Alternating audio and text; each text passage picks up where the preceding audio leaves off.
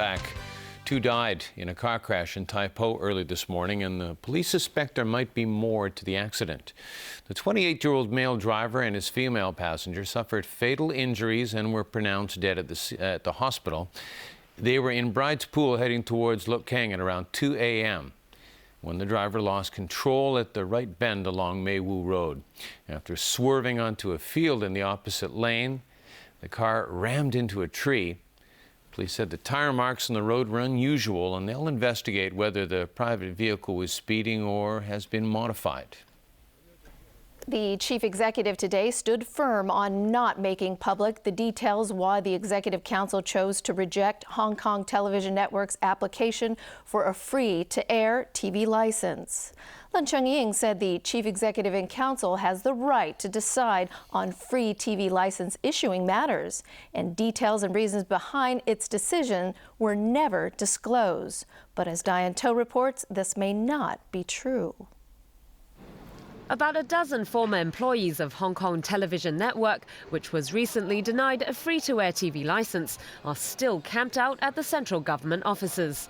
The protesters say they're lobbying more lawmakers to support a motion to use special LegCo powers to force a disclosure of the government's reasons behind the rejection.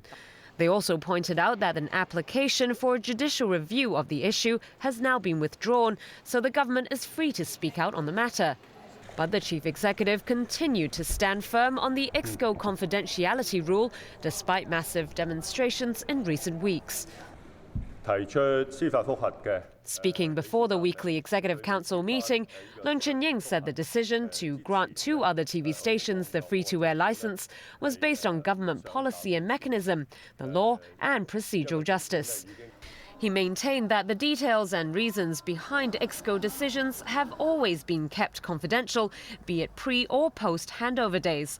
So even if there's no ongoing judicial review, this confidentiality rule must not be broken. However, a particular incident may have escaped his memory.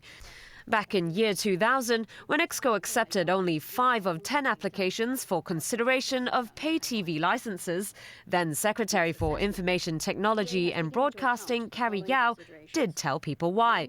She explained that the rejected applicants used outdated technology or didn't have enough financial support. Information technology sector lawmaker Charles Mok called on Leung to think about all the taxpayers' money the government would save by not fighting the case in court, since a legal battle over this is unnecessary.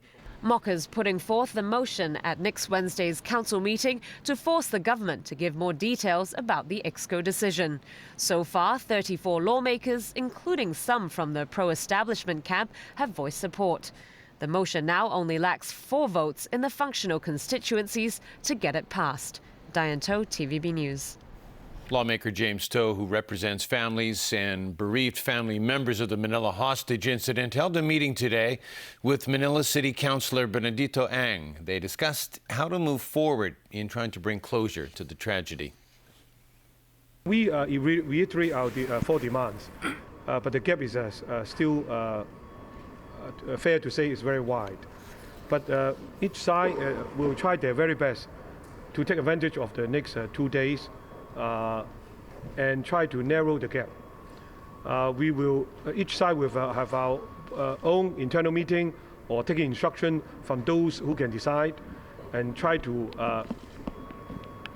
if possible, to reach any consensus in 2 days' time.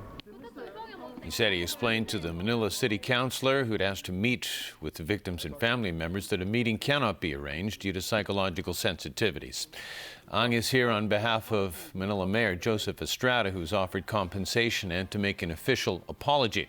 Meanwhile, Philippine President Benigno Aquino has refused to accept responsibility over the 2010 incident that killed 8 Hong Kong people. Researchers have found in a recent study that many ethnic minority children don't have access to early childhood education or are more likely to drop out of school. One possible reason for this is their inability to cope with Chinese as a first language at school. As Stephanie Choi reports, scholars are hoping to change that. According to the study, up to a fifth of young Filipino, Pakistani, and Nepalese children in Hong Kong do not receive kindergarten or preschool education. Researchers have also found that more ethnic minority youths than their Chinese counterparts drop out of secondary school before finishing Form 5.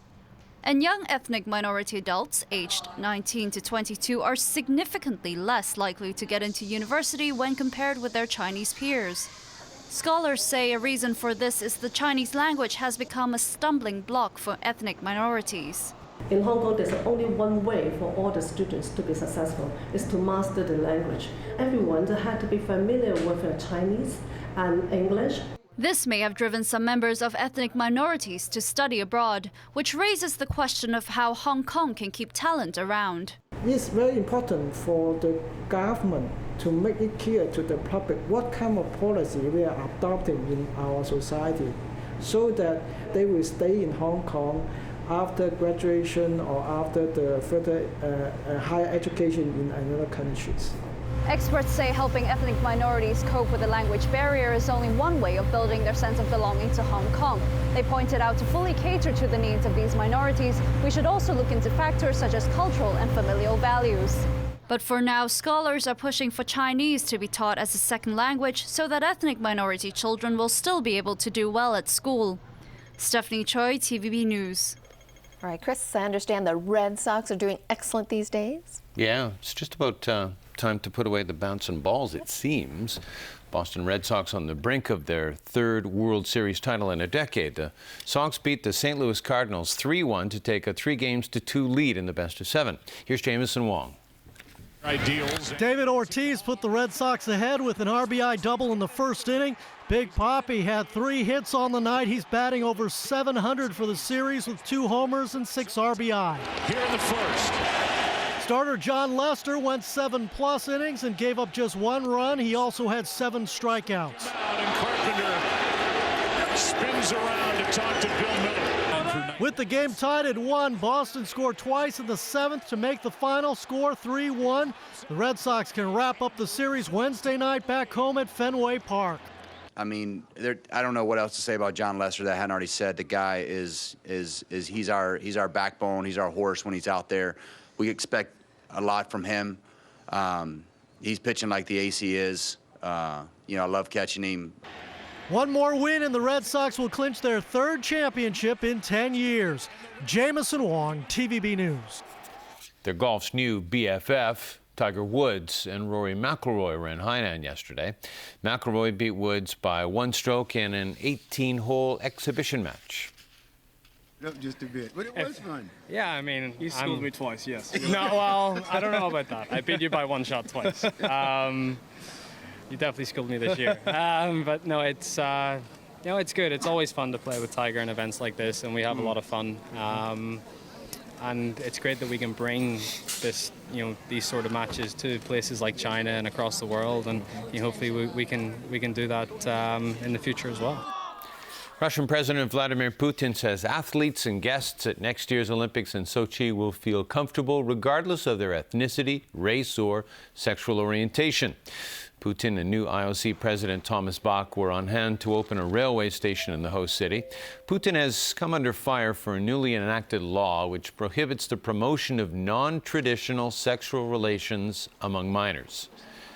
But the Russian president insisted gays and lesbians are welcome at the Games. Bach expressed confidence Russia will deliver a successful Olympics. And finally, Chinese pianist Lang Lang has been appointed as the 12th United Nations Messenger of Peace. I'm truly humbled today, Mr. Secretary General, to receive this unique pin. And with it, the great honor of becoming a Messenger of Peace of the United Nations. In joining the 11 distinguished Messenger of Peace, I pledge to do my best as I travel around the world to bring awareness to your Global Education First initiative. Now, the announcement was made by UN Secretary General Ban Ki-moon. Messengers of peace are celebrities who promote awareness about UN initiatives. Other messengers include Stevie Wonder and Michael Douglas. Band said the 31-year-old piano phenomenon will be a role model for many children around the world. And that's an exciting wrap of our news. Thanks for joining us. Good night.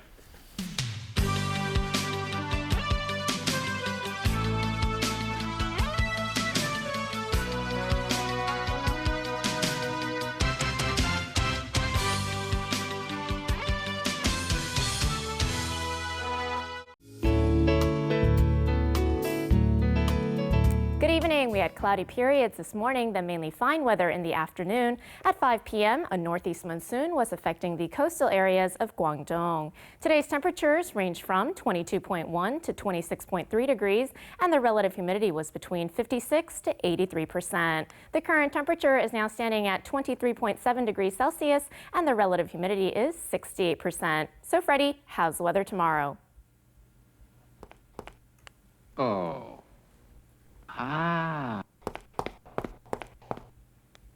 Cloudy periods tonight and tomorrow morning, then mainly fine during the day. Temperatures will range from 23 to 27 degrees. It'll be mainly fine in the following few days. Tomorrow's API is forecast at 40 to 100, and the air pollution level will range from medium to high. The maximum UV index forecast for tomorrow will be about 6. And now to the latest global weather update. Cloudy in Shanghai and Xiamen, showers in Taipei. Cloudy in Guangzhou, sunny in Macau, showers in Chengdu.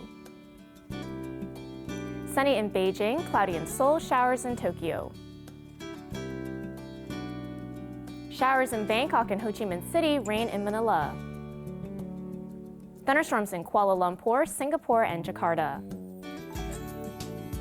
Sunny in New Delhi and Karachi, bright in Mumbai. Sunny in Cairo, bright in Nairobi. Showers in Brisbane, bright in Sydney and Auckland, cloudy in Melbourne. Bright in Toronto, cloudy in New York. Sunny in Vancouver, bright in San Francisco and Los Angeles. Bright in London, Amsterdam and Zurich, fog in Paris, cloudy in Frankfurt. And that's weather. Have a lovely evening.